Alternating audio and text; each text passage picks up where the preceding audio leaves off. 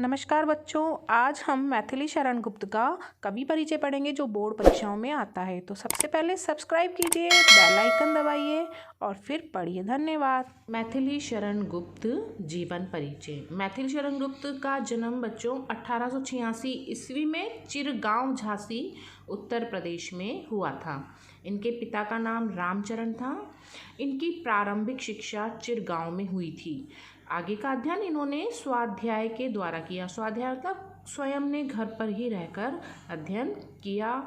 गुप्त जी प्रारंभ में ब्रज भाषा में कविताएं लिखा करते थे। इनकी कविताएं वेशोपकारक नामक पत्रिका में छपा करती थी।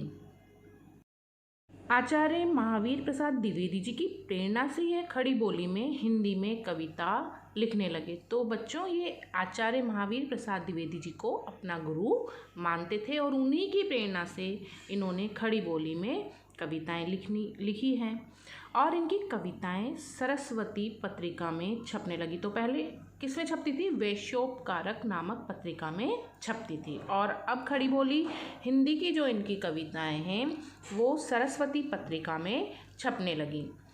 इनकी कविताओं का प्रमुख विषय भारत की संस्कृति व राष्ट्र प्रेम है। इन्होंने भारतीय राष्ट्रीय आंदोलन में भी भाग लिया है।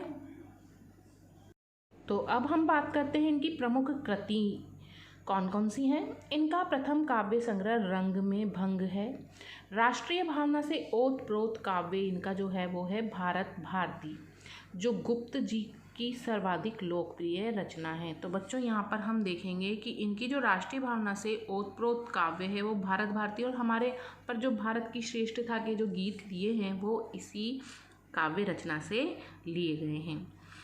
इसी रचना के कारण गांधी जी ने गुप्त जी को राष्ट्र कवि की उपाधि दी थी। तो बच्चों, गुप्त जो मैथिली शरण गुप्त हैं उनको राष्ट्र कवि कहा जाता है। तो यह उपाधि किसने दी थी? यह उपाधि उनको गांधी जी ने दी थी। गुप्त जी की अन्य रचनाएं हैं साकेत, पंचवटी, जयद्रथ, बध, द्वापर, यशोधरा व विष्णुप्रिया आदि हैं। बहुत सारी रचनाएं हैं, लेकिन हम यहाँ पर कुछ ही रचनाओं की बात करते हैं। यशोधरा बच्चों, हमने अभी हमारे कोर्स में ये कविता पढ़ी भी है। 1954 में पद्म भूषण पुरस्कार से नवाजा गया। साकेत के लिए इन्हें मंगला प्रसाद पारितोषिक मिला है। तो इनकी जो काव्य रचना है साकेत, उसके लिए इनको कौन सा पुरस्कार मिला है? मंगला प्रसाद पारितोषिक, और इनको पद्म भूषण पुरस्कार भी मिला हुआ है।